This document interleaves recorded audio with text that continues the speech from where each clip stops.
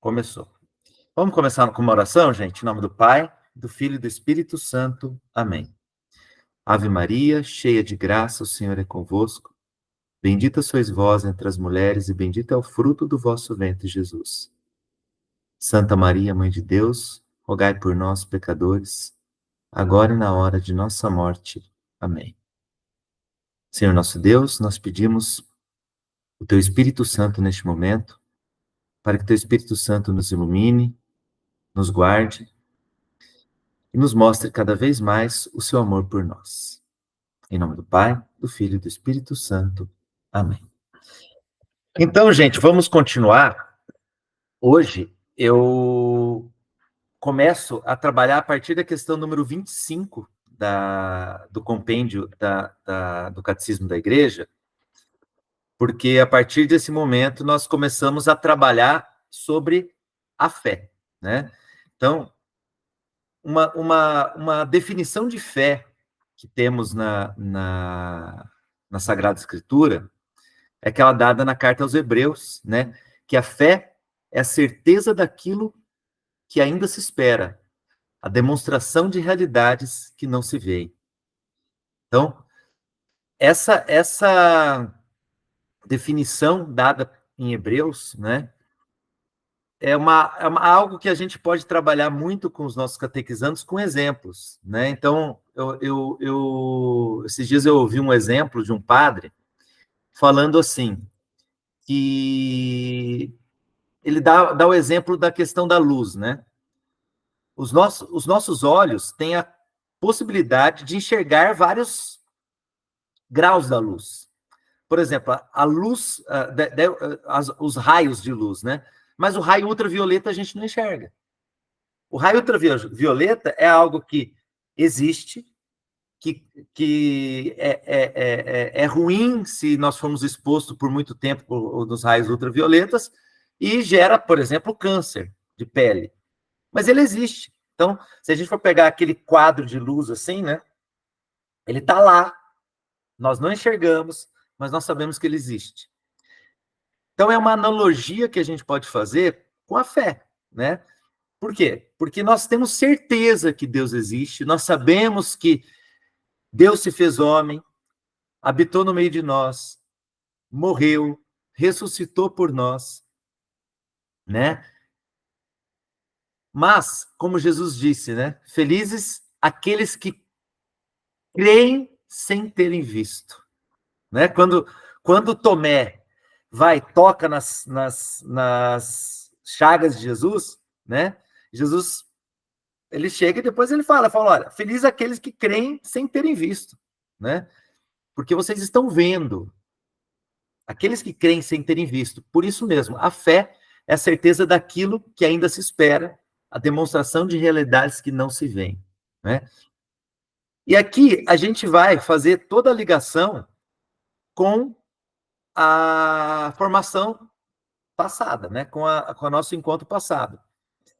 O que é a revelação? A revelação é aquilo que Deus mostra para nós, é aquilo que Deus se revela para nós. E a revelação por excelência se dá na pessoa de nosso Senhor Jesus Cristo, né? Na palavra feito carne, no verbo feito carne, não é? E nós temos a resposta, e a resposta do homem é a fé, a obediência da fé. E como se dá essa obediência da fé?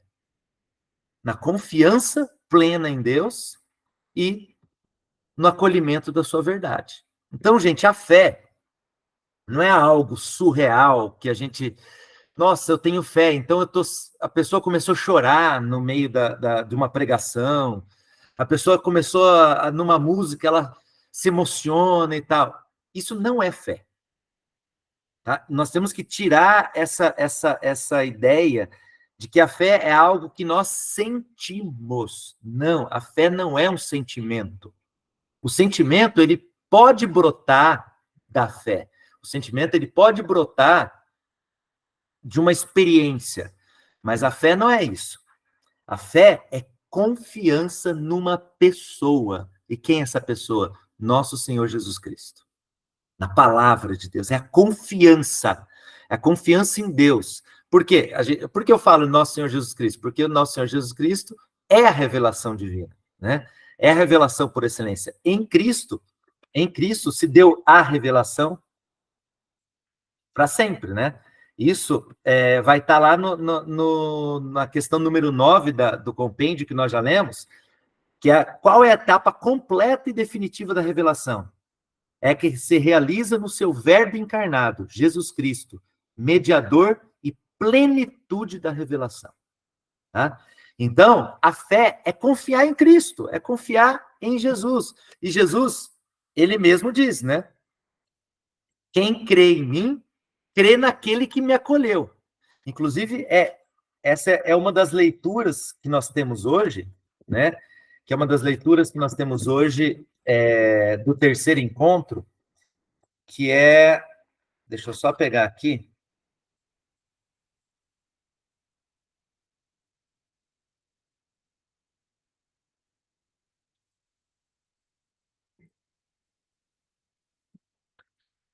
Que vai ser no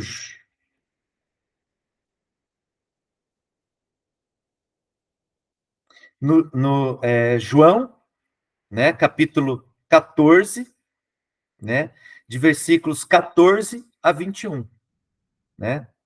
Não, João capítulo 14, versículos 8 a 14, desculpa. 8 a 14. Olha que coisa interessante, né? Esse texto, João capítulo 14, versículos 8 a 14, gente, é quem está trabalhando no segundo tempo, tá? No livro 2, né? No livro 2, o segundo catecumenato crismal, tá? Então, a palavra que está lá é a seguinte: crede-me, eu estou no Pai e o Pai em mim. Crede-o ao menos por causa dessas obras. Em verdade vos digo, quem crê em mim fará as obras que faço, e fará até maiores do que elas, porque vou para o Pai. E o que pedirdes em meu nome, eu farei, a fim de que o Pai seja glorificado no Filho. Se me pedirdes algo em meu nome, eu o farei. Então vejam, eu estou no Pai e o Pai em mim. Lá no versículo 9 já vai estar lá, quem me vê, vê o Pai. Então, Cristo é a revelação por excelência. Então, por isso, a fé, gente, é confiar plenamente em Deus. É confiar na pessoa de Jesus Cristo, porque quem confia no Filho, confia no Pai. E quem confia no Filho e confia no Pai, recebe o dom do Espírito Santo para a fé. Porque aí nós vamos, lá na frente, daqui a pouco eu vou falar para vocês, que a fé é um dom de Deus, é uma virtude teologal. É uma virtude. É aquilo que nós recebemos, né? Nós recebemos a fé. Então, se a gente confia em Deus, nós acolhemos a sua verdade, nós acolhemos a revelação. Então, nós vamos voltar para aquilo que nós estávamos falando no nosso encontro passado. O que é a revelação? A revelação é Cristo, é a palavra de Deus, e a palavra de Deus foi confiada no depósito da fé para a sua igreja. Certo? Para a sua igreja. Ontem o Padre Renato fez uma homilia maravilhosa, quando ele foi falar sobre o dogma da Assunção de Nossa Senhora. O Padre Renato ele deixou bem claro que o dogma da Assunção da Nossa Senhora não está explícito na Bíblia. Por mais que nós temos muitos textos bíblicos que demonstrem, né, diante do magistério da igreja, né, demonstrem por quê? Porque o magistério da igreja, desde o começo, desde o primeiro século da era cristã, ensina, crê, né? Por exemplo, o texto que temos no Apocalipse, né? Surgiu um grande sinal no céu, uma mulher revestida de sol, né? A lua debaixo de seus pés e na cabeça uma coroa de 12 estrelas. Isso, o magistério da igreja sempre acreditou que é a imagem de Maria. É a imagem de Maria gloriosa no céu, junto com seu filho.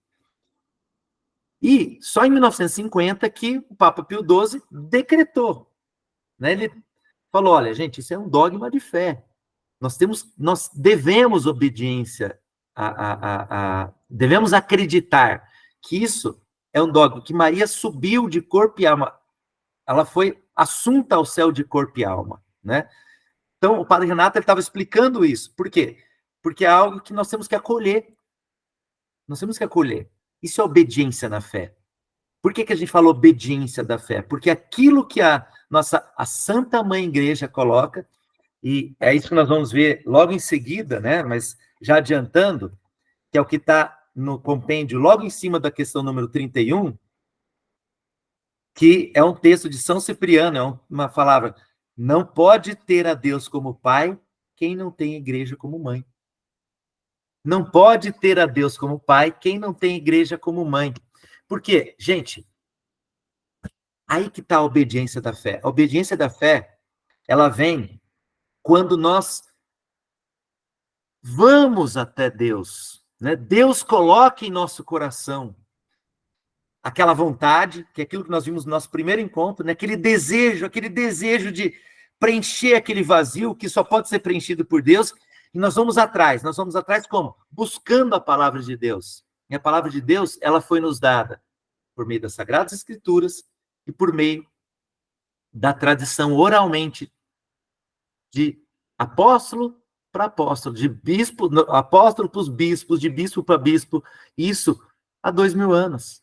Há 2000 anos. Isso está lá, está nas nossas instituições, né? Vamos dizer, nas nossas congregações religiosas, na liturgia, né? Toda a liturgia. Por que a gente insiste, né? Por que a igreja insiste, né? Que a liturgia seja obedecida nos livros sagrados? Porque aquilo que está lá escrito veio dos apóstolos. Por exemplo, o canto do Glória, ele vem de quase 2000 anos. Por que nós temos que cantar? Por que nós temos que louvar da forma como a igreja nos pede? Porque nós estamos passando o depósito da fé de geração em geração. Entende? Então, essa é a obediência da fé. A obediência da fé vem daquilo que é obedecer, né? O que é obedecer, gente? Obedecer vem do latim ob audire. O que significa ob audire? Ouvir com intensidade, ouvir com o coração. Olha que coisa maravilhosa. A fé vem por escutar. A fé vem por ouvir. Obedecer, gente, é ouvir, é interiorizar aquilo que Deus nos fala. E como que isso acontece? São Paulo já diz, a fé vem pelo ouvir, e o ouvir pela palavra de Cristo. Na tradução que eu tenho aqui da a Bíblia de Jerusalém, gente, a Bíblia de Jerusalém tem uma tradução, não fala ouvir, né? Então aqui fala, olha que interessante. Na Bíblia de Jerusalém fala, pois a fé vem pela pregação, e a pregação é pela palavra de Cristo. Então, a fé vem pelo ouvir, né? Pela pregação, e a pregação pela palavra de Cristo, que é a revelação, né? Que a palavra de Cristo, ela vem por meio das Sagradas Escrituras e por meio do depósito da fé, por meio da tradição passada de geração em geração dentro da igreja. Aí nós vemos que a própria igreja, o próprio catecismo coloca, né, as testemunhas da fé, né, que vamos ter aqui na questão número 26, coloca Abraão, mas eu fiz questão de colocar a palavra de Nossa Senhora, né, quando ela aceita, faça-se em mim segundo a tua palavra. Veja que coisa maravilhosa, gente. A fé de Maria está expressa nessa frase. Faça-se em mim segundo a tua palavra. E aí nós vamos para uma fase muito importante, né? A fé nos transforma. A fé não é algo que nós... Nossa, eu creio. Eu estou num grupo de oração, eu me emociono, e eu vou para casa, minha vida continua da mesma forma. Não! Maria é o exemplo de nossa fé, gente. Maria é o exemplo. Quando Maria acolhe a palavra de Deus, que se fez carne no ventre dela, onde o céu e a terra se casam, é o ventre de Maria. O que acontece com ela? faça-se em mim segundo a tua palavra. É aquilo. Deus habitou nela. Deus fez nela grandes maravilhas. Né? O que diz o Magnífico? O que ela diz no Magnífica? Né? O Senhor fez em mim maravilhas. Percebam, gente, que a fé transforma. Se nós temos a fé, a nossa fé, ela muda a nossa vida. Muda a nossa vida. Aí nós vamos para o texto que vai estar no primeiro catecumenato crismal, que é o texto que Jesus fala. Está lá em Marcos 10, 13 a 16, que é o texto em que Jesus fala o quê? Deixe vir a mim as criancinhas. Quem não for igual criança, não entrará no reino dos céus. Quem não for igual criança, não entrará no reino dos céus. Aquele que não receber o reino de Deus como uma criança, não entrará nele. Aí entra a fé. Vitor. Oi, fala, Patrícia. Poderíamos ler só o que vem antes do 17 do Romanos? Porque claro. É muito esclarecedor. Começa ali no 16, por favor. Vou voltar lá. Calma aí.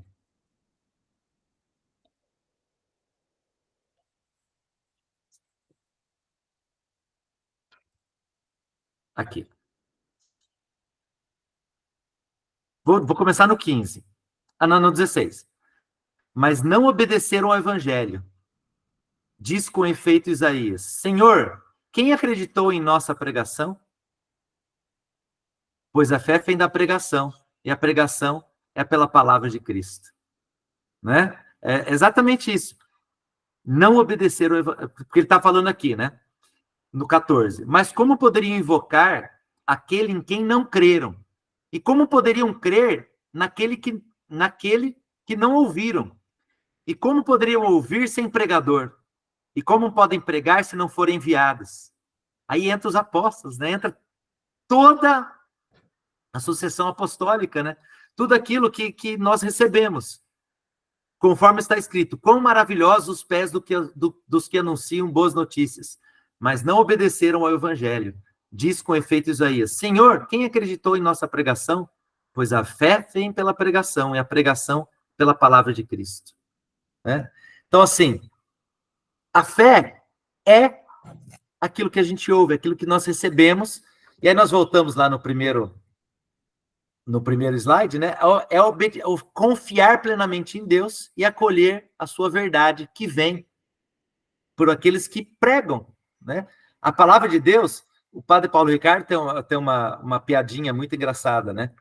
A palavra de Deus não veio com zíper do céu, né?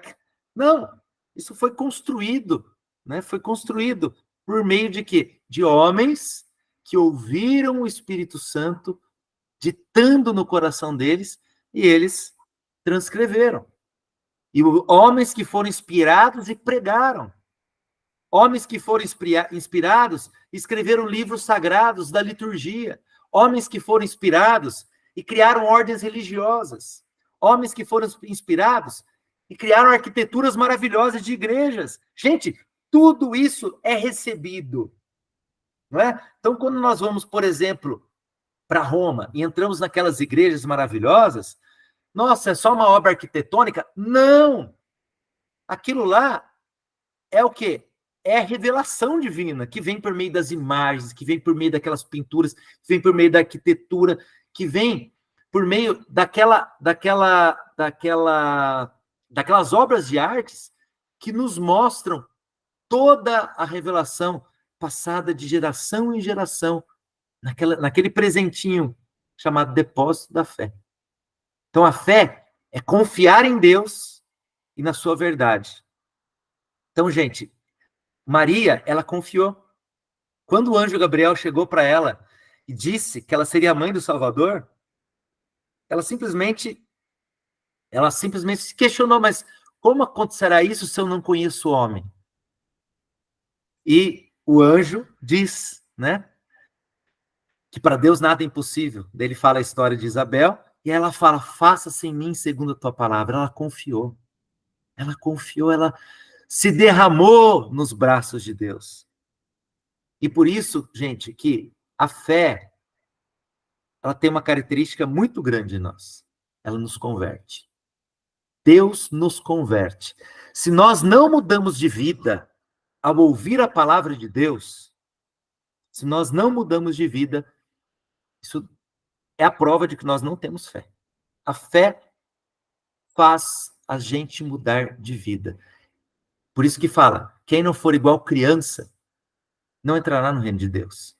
Nós temos que fazer igual uma criança que pula nos braços do pai sem ter medo. Uma criança que... Eu vejo minhas filhas até hoje, né? Elas sobem em cima do sofá e quer pular no meu colo porque elas sabem que eu vou segurar. Isso desde pequenininha. Se eu falo alguma coisa, ai, papai, é isso? Sim, porque ela acredita na palavra do pai. E é isso que nós... Essa é a fé, gente. É nós nos jogarmos como criança, nos confiarmos em Deus como criança, porque nós sabemos que Ele é a verdade. Por isso que, se nós confiamos em Deus, nós damos assentimento à sua verdade, porque Ele é a verdade. Ele é o caminho. Ele é a vida. Aquela vida que nós temos buscado desde que nós nascemos, aquela infinitude, aquela coisa que o mundo não preenche, nós buscamos. E aí que entra toda essa doutrina sobre a fé, né? A doutrina da igreja sobre a fé é maravilhosa. É maravilhosa. Não é algo como Lutero falava da fé. Não é isso. Né? Agora nós vamos partir das características da fé. E quais são as características da fé? Ela é um dom gratuito, gente. A fé é um dom gratuito. Se nós abrirmos lá em Efésios, capítulo 2, versículos 8 a 10.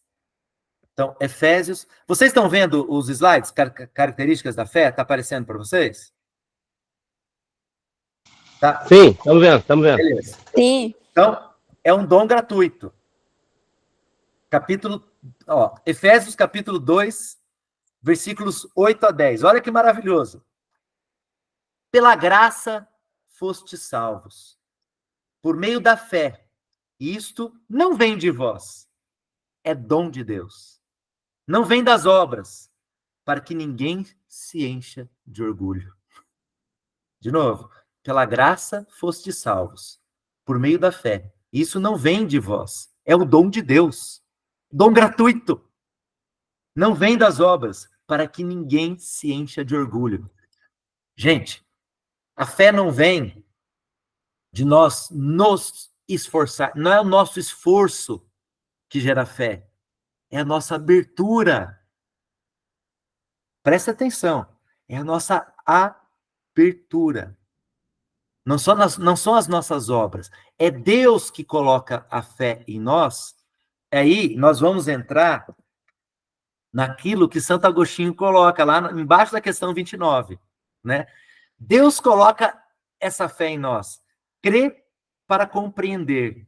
Compreende para crer. Aí vem o nosso esforço. Presta atenção. Dom gratuito. Deus nos dá a fé. Por isso que nós rezamos pelos outros. Gente, eu demorei muito para começar a entender isso. Porque muitas vezes a gente ouve, reza por mim.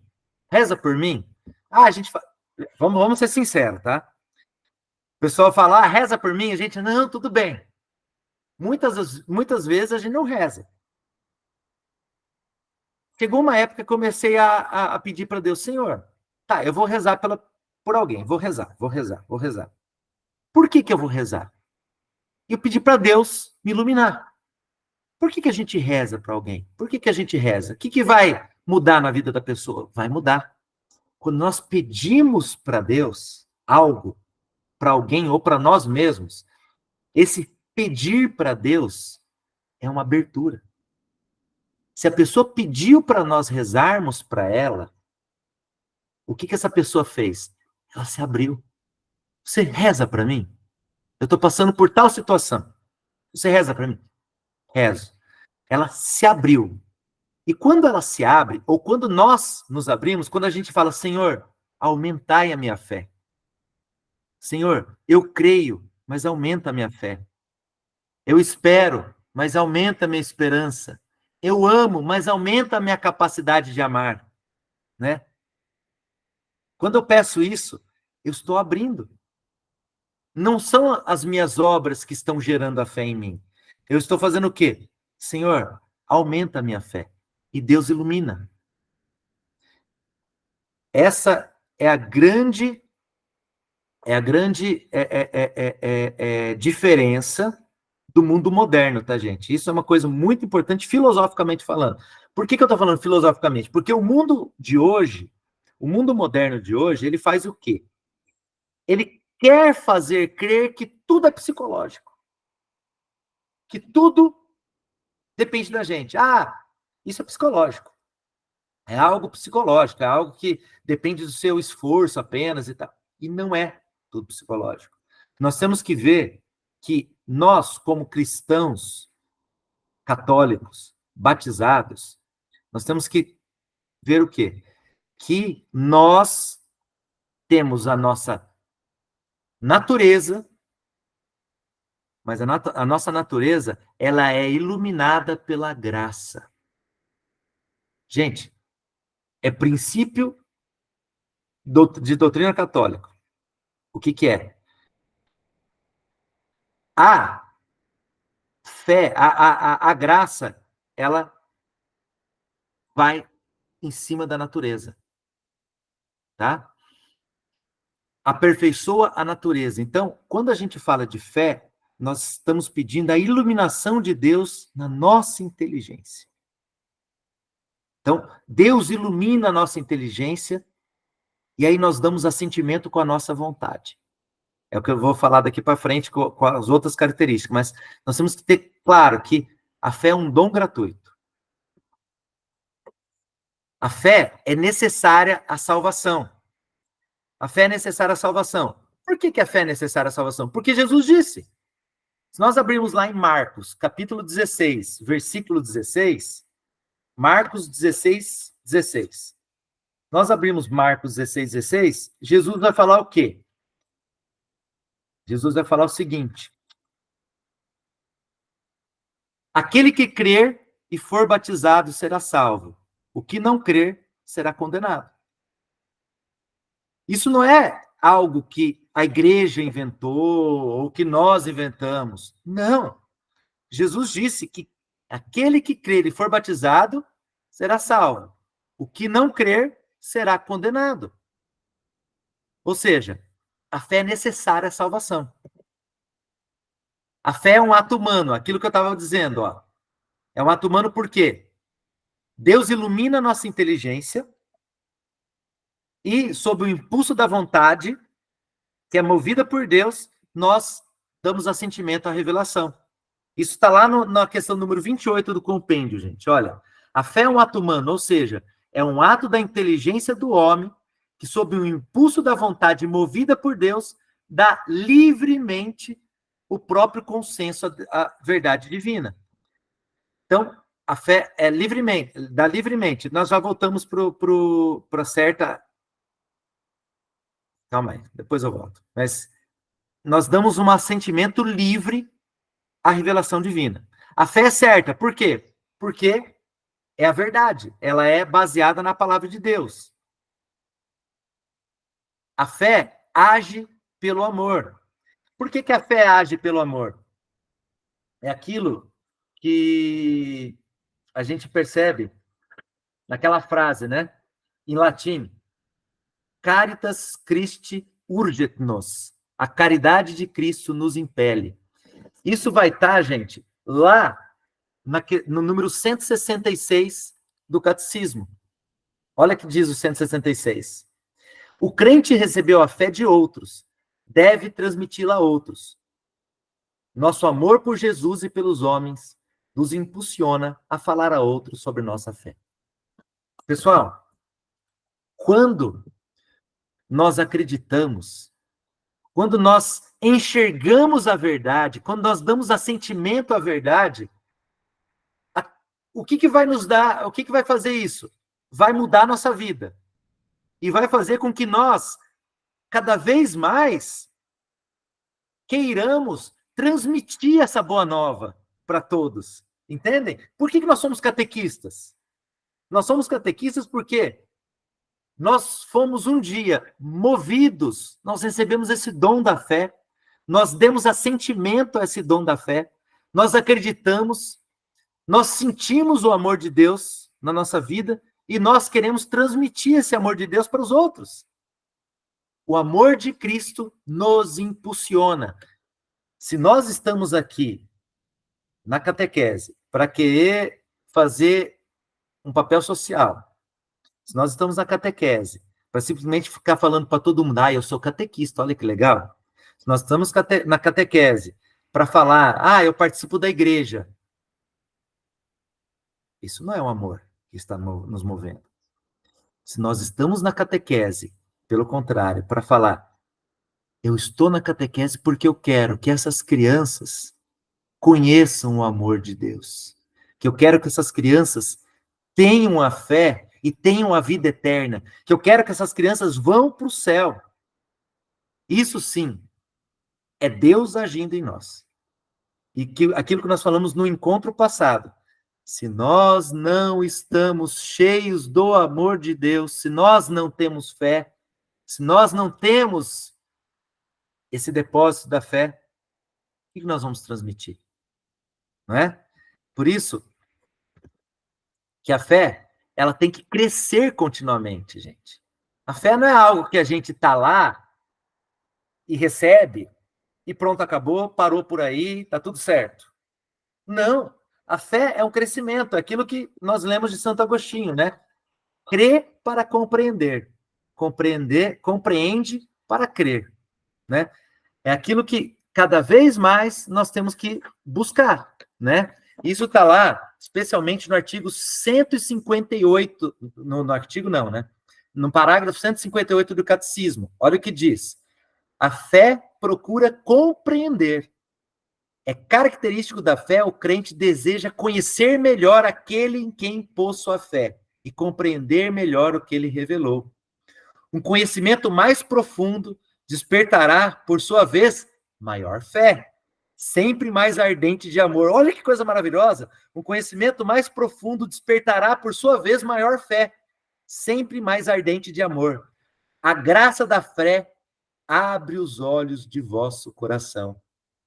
A graça da fé abre os olhos de vosso coração para a compreensão viva dos conteúdos da revelação, isto é, do conjunto do projeto de Deus e dos mistérios da fé, no nexo deles entre si e com Cristo, centro do mistério revelado. Ora, para tornar cada vez mais profunda a compreensão da revelação, o mesmo Espírito aperfeiçoa continuamente a fé por meio de seus dons. Aí entra o que Santo Agostinho diz, eu creio para compreender e compreendo para melhor crer. Gente, a fé cresce continuamente ao escutarmos a palavra de Deus e a orarmos. Quando nós lemos a palavra de Deus e quando nós entramos em oração, a fé cresce. E aqui, nós temos que fazer um gancho novamente com aquilo que nós vimos no encontro passado. Pessoal, a palavra de Deus, as Sagradas Escrituras nos foram dadas pela igreja. Nós temos que ler as Sagradas Escrituras com base no magistério da igreja. Isso vai fazer o quê, gente? Vai fazer com que nós tenhamos um norte na leitura das Sagradas Escrituras. Mas, ao mesmo tempo, o que acontece? A palavra é viva. E a palavra fala para cada um de nós. Nós temos um relacionamento pessoal com Cristo. Isso é muito importante. Então, vejam, é essencial, gente, que cada catequista tenha um momento de leitura do Evangelho, leitura da palavra diária. Diária. Por quê? Porque a palavra vai falar para cada um de nós, gente. Aí entra a Lexio Divina, que o catecismo nos explica. Aí entra a Lexio Divina. Por quê? Porque a Lexio Divina, ela vai nos abrir a palavra de Deus para nós. Entendem? Só que nós temos, olha que coisa, né? Nós temos que ter aquela baliza da igreja. Por quê? Porque vão ter alguns textos da Bíblia, por exemplo, em que fala dos irmãos de Jesus, né? Os evangélicos vão ler aquilo lá e vai falar que Maria não era mais virgem.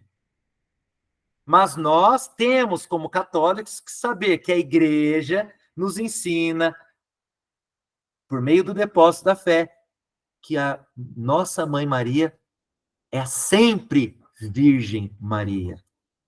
Sempre Virgem Maria.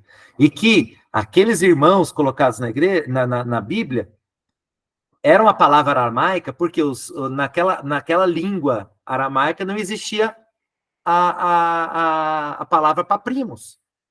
Aí nós vimos que é primo. E o próprio catecismo nos explica isso. Eu estou dando só esse exemplo para mostrar que nós temos uma baliza. É aquilo que nós falamos o encontro passado. Mas isso não nos impede de termos um contato pessoal com a palavra. Eu acredito que vocês estejam me entendendo, né? A palavra é viva, gente. Nós temos que ler o Evangelho e deixar que Jesus nos fale por meio da palavra. Deixar que Jesus nos fale por meio do seu Evangelho, por meio da Boa Nova. E isso vai fazer com que nós cresçamos na fé. Por quê? Porque nós estamos ouvindo a palavra de Deus. Nós estamos ouvindo e nós temos uma vida de oração. Se nós não lemos a palavra de Deus e nós não temos uma vida de oração, nós não vamos crescer na fé. Se nós não temos uma vida sacramental, nós não vamos crescer na fé. Por quê? Porque é aquilo que nós vamos ver logo em seguida. A fé é um ato pessoal, mas é um ato também eclesial. A fé é recebida da igreja. Então, a palavra que nós lemos, e aquela palavra ela vai nos ecoar, ela vai ecoar no nosso coração, ela vai cair no nosso coração e para cada um vai cair de uma forma diferente. Para cada um, Jesus vai falar de uma forma diferente. E aquela oração é um relacionamento pessoal com Deus. Pessoal, uma das experiências muito bonitas que nós podemos fazer é pegar o Evangelho na nossa oração pessoal, ler um trecho do Evangelho e deixar Jesus falar com a gente, falar com ele. E ter aquela conversa. E ter aquela conversa com Deus para fazer com que aquela palavra cresça em nós. E nos mostre o caminho que nós devemos seguir. Então, a fé tem que crescer continuamente, tá? Ela não é algo estático, tá? Então, esse número 158 do Catecismo da Igreja, ele é muito importante para a gente. Aí nós temos uma outra característica da fé, que a fé nos faz degustar a vida eterna. A fé, ela já vai dar uma palhinha da vida eterna, né? Então, existe até como se diz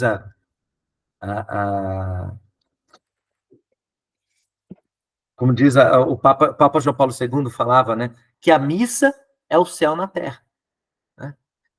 A partir do momento que nós temos fé, que nós damos assentimento, nós confiamos em Deus, damos assentimento à sua verdade, nós vamos assistir, nós vamos participar da missa, nós vamos de uma outra forma, porque nós vamos ver o céu na terra. Nós vamos ver o céu na terra naquele momento. Nós vamos ver que aquela hóstia não é mais o mero pedaço de pão. É o próprio Cristo sob a aparência do pão. Então, nós vamos começar a degustar a vida eterna. Nós vamos amar mais. Nós vamos amar mais. Percebam? E a fé, o degustar a vida eterna, né? O que é a vida eterna, gente? O que a igreja nos ensina que é a vida eterna? É o banquete do Cordeiro. É o banquete do Cordeiro. Se nós chegamos lá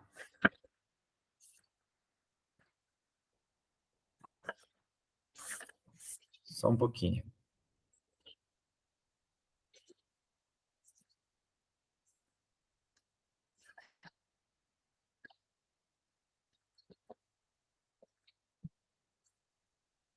Se nós chegamos e começamos a acreditar, né, e temos a fé, aquilo que Deus vai nos passando, nós vemos o quê? Que nós vamos começar a degustar a fé aqui. Então, eu quero partir para os outros dois textos que nós temos aqui, que é o texto de Marcos 14,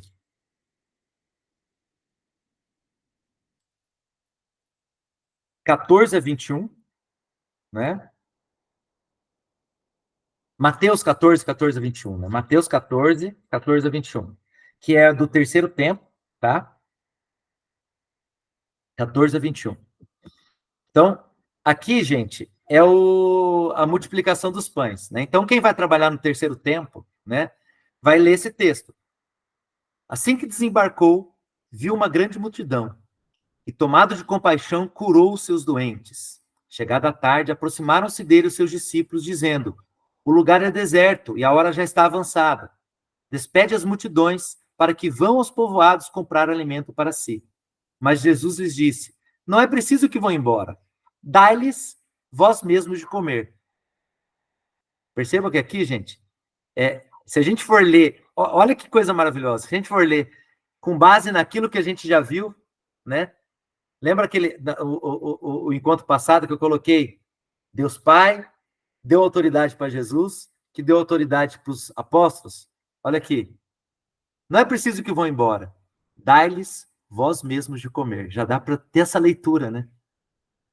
Que ao que os discípulos responderam: só temos aqui 5 pães e 2 peixes. Disse Jesus: trazei-os aqui.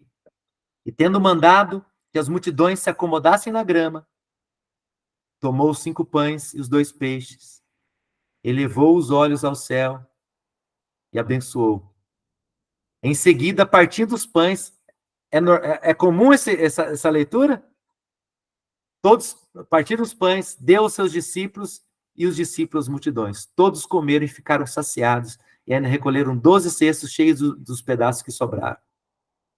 Gente, o catecismo da igreja, ele já vai falar lá no 1335 o seguinte: olha como que a fé nos faz degustar a vida eterna.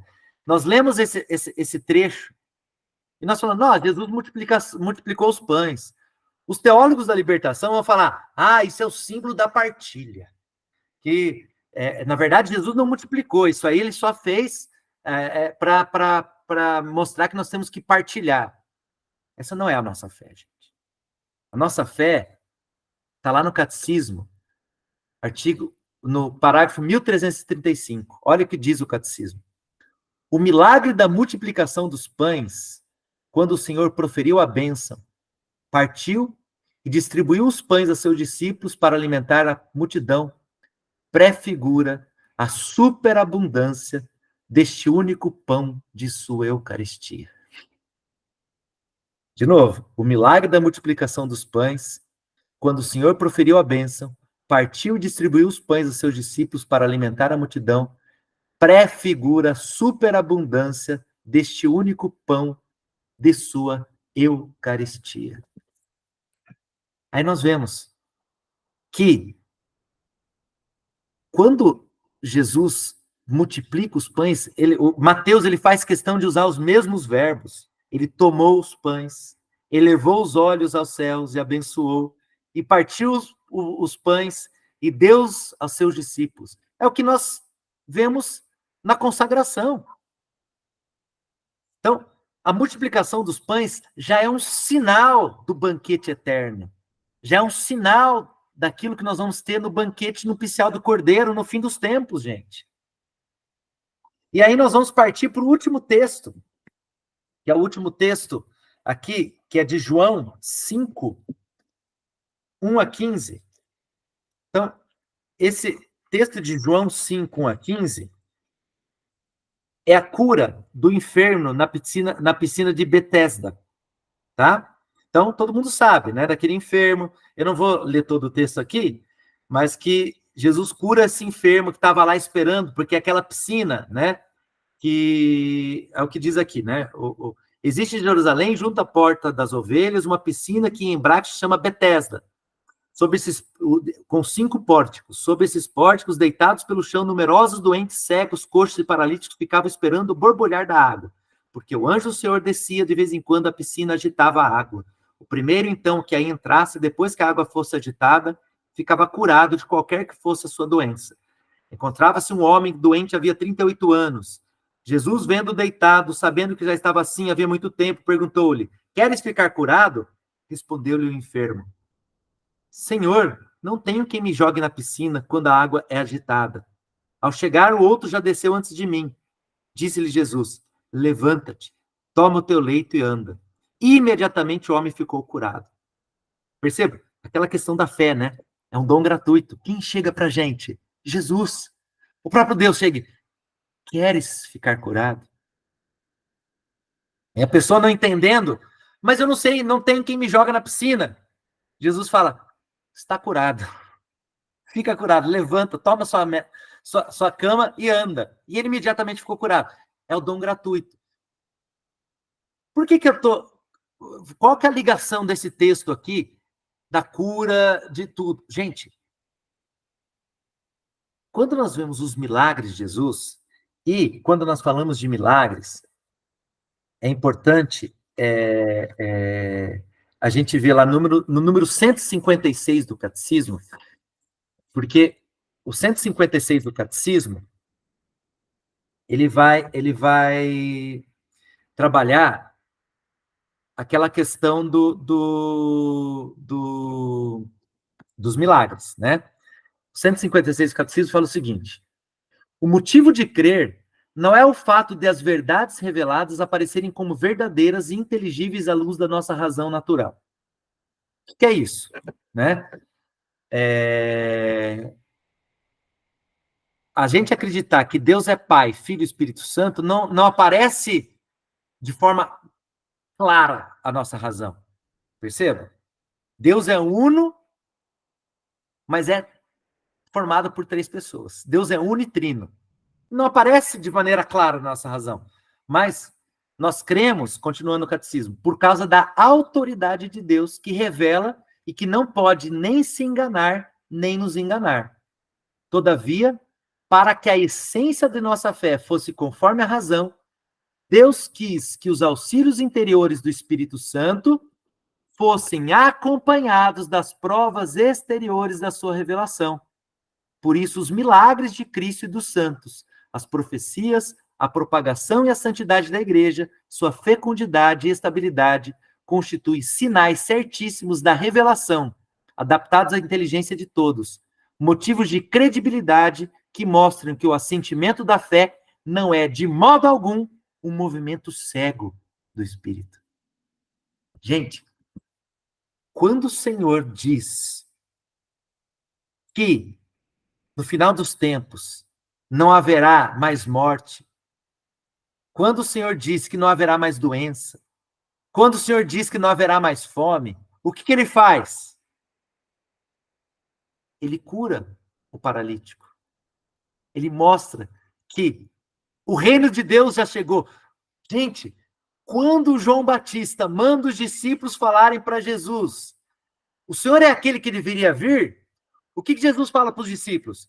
Vão e falem para João que os cegos enxergam, os coxos andam. Não é? Isso, Jesus nos mostra o caminho. Jesus está mostrando: eu estou ressuscitando os mortos, eu estou curando os cegos, eu estou multiplicando os pães para mostrar que o reino de Deus já está entre vós. É o sinal de que o Senhor já vive entre nós. Veja os milagres que São Padre Pio fazia. Era Cristo vivendo já em São Pio de Pietrelcina. Porque São Paulo dizia: não sou mais eu que vivo, é Cristo que vive em mim. Por quê, gente? É aquilo que nós vimos no nosso primeiro encontro. Deus nos criou para nos divinizar, para que nós nos uníssemos a Ele num casamento final, lá no final dos tempos, do banquete nupcial do Cordeiro, onde lá no final, lá no Apocalipse, que nós já lemos no início, a esposa diz, o Espírito e a esposa dizem, Apocalipse capítulo 22, versículo 17, o Espírito e a esposa dizem, vem, que aquele que ouve digam também, vem, que o sedento venha, que quem o deseja receba gratuitamente a água da vida. Olha que coisa, gente. É viver já nessa terra as beatitudes da eternidade. Nós, com a fé, nós já degustamos a vida eterna, tá? E a fé, para a gente acabar, a fé, gente, então é um ato pessoal, por quê? É uma livre resposta do homem, Deus nos dá a fé.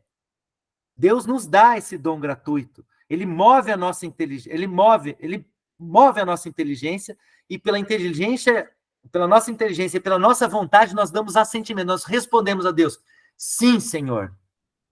Como Maria. Gente, Maria é o modelo, né? Faça-se em mim segundo a tua palavra. Mas a fé, ela não vive, nós não somos sozinhos. Nós vivemos na igreja. Nós somos membros do corpo de Cristo, gente. Nós somos membros do seu corpo, que é a igreja. Por isso que a igreja, ela nos precede na fé.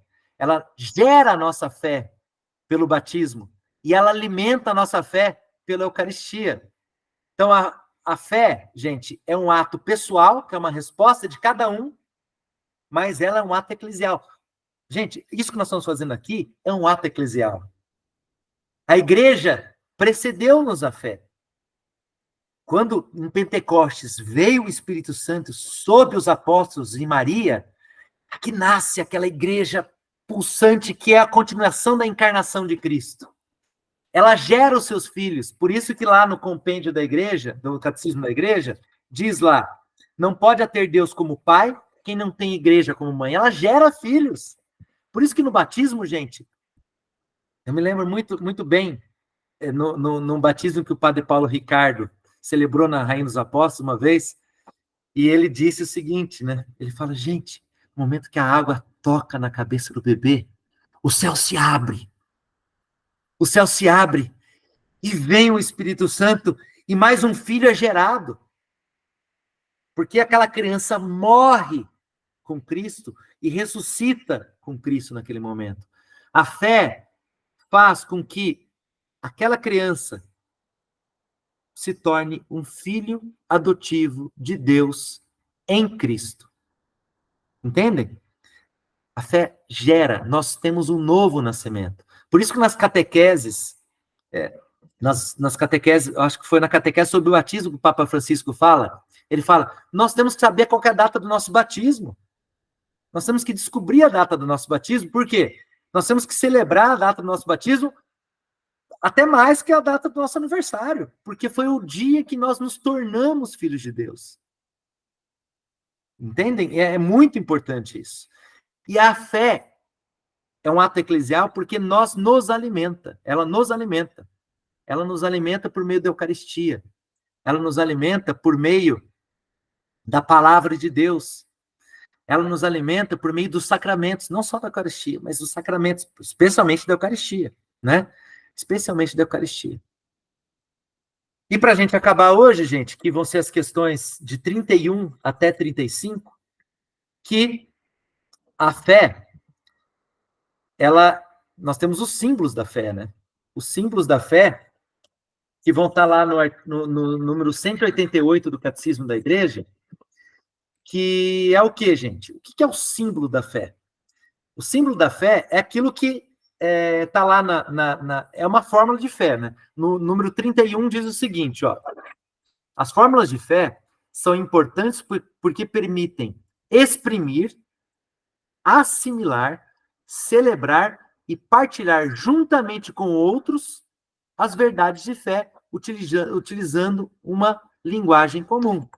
Então, nós temos o quê? Nós temos os símbolos da fé, eles são importantes porque, por uma mesma linguagem, que é normativa, nós temos que acreditar naquilo que se diz, é uma linguagem comum, porque todo mundo fala essa linguagem, nós vamos ter uma unidade na fé. É o que diz o número 32. A igreja, embora formada por pessoas diferentes por língua, culturas, ritos, professa com voz unânime a única fé, recebida de um só Senhor e transmitida pela única tradição apostólica. Professa um só Deus, Pai, Filho e Espírito Santo, e mostra um só caminho de salvação. Portanto, nós cremos com um só coração e com uma só alma em tudo que está contido na palavra de Deus, transmitida ou escrita, e é proposto pela igreja como divinamente revelado. Gente, esse número 32 é o resumo de tudo aquilo que a gente falou. Nós cremos com um só coração e com uma só alma. Por isso que na missa, nós levantamos, depois da homilia, para todos professarmos em conjunto a nossa fé. É o que o padre fala, é o que está no missal. Juntos professemos a nossa fé. Creio em Deus Pai Todo-Poderoso, Criador do céu e da terra. E em Jesus Cristo, único. Essa é o cerne. Todos. Se nós formos no mundo todo, nós vamos professar a mesma fé. Nós vamos professar a mesma fé. Muito embora nós, em outros países, professe o credo niceno-constantinopolitano, que é o símbolo niceno-constantinopolitano, né? Creio que está lá no número 184 do catecismo, tá, gente?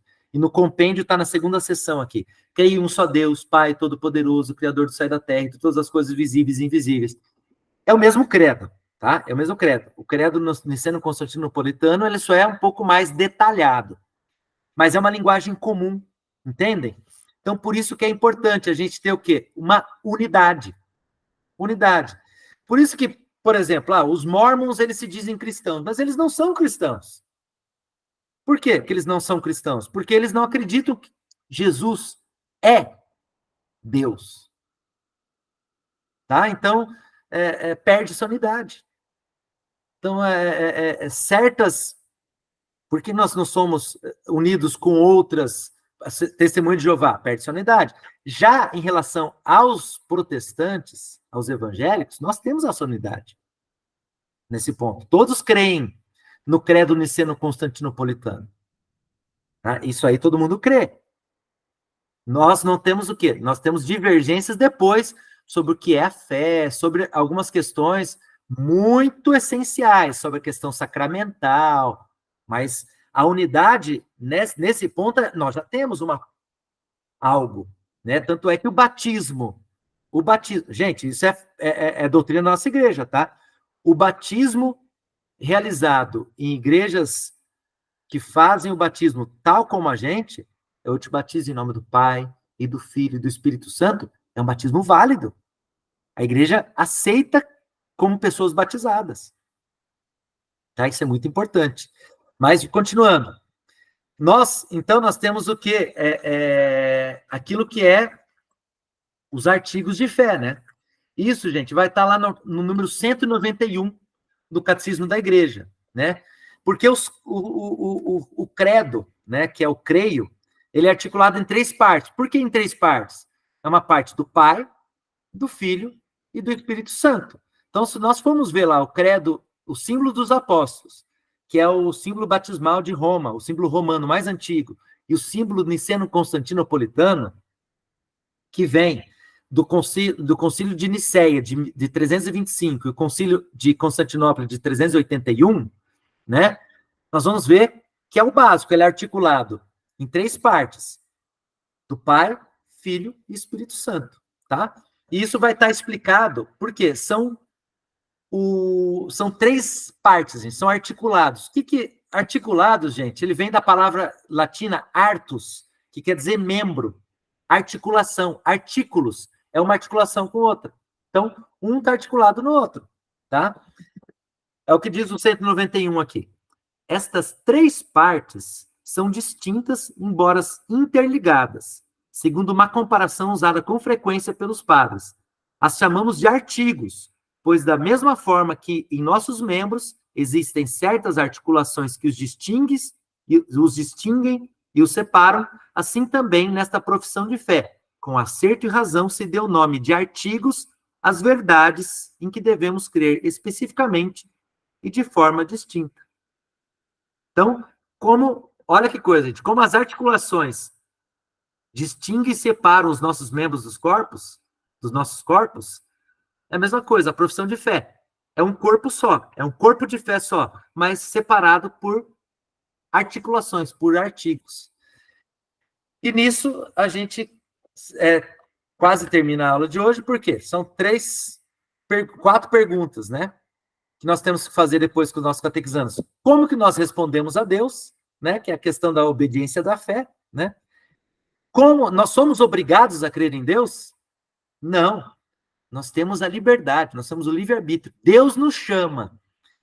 Deus dá aquele dom gratuito, mas nós não somos obrigados a crer. Né? Nós não somos obrigados, nós temos a liberdade. E essa é a prova do amor de Deus, nós somos livres. É preciso ter fé para a nossa salvação? Sim, é preciso ter fé para a nossa salvação, aquilo que nós dizemos. O próprio Cristo fala que quem crer, for batizado, será salvo. Quem não crer, será condenado. E onde alimentamos a nossa fé? Na igreja. Né? A igreja, ela nos precede na fé, ela gera filhos na fé e ela alimenta-nos na fé, especialmente pela Eucaristia, pela palavra, pela Eucaristia. E aquilo que nós vamos ter na nossa oração e tudo aquilo que a igreja nos proporciona. Então, chegamos até o número 35 do compêndio, né? A partir do encontro que vem, nós vamos começar a trabalhar todos os artigos de fé. Então, na semana que vem, nós vamos começar com crer em Deus Pai, Todo-Poderoso, Criador do céu e da terra. Então, gente, era isso que eu queria falar hoje. Muito obrigado por me aguentarem. Foi 1 hora e pouquinho, 1h05 minutos nós falamos hoje.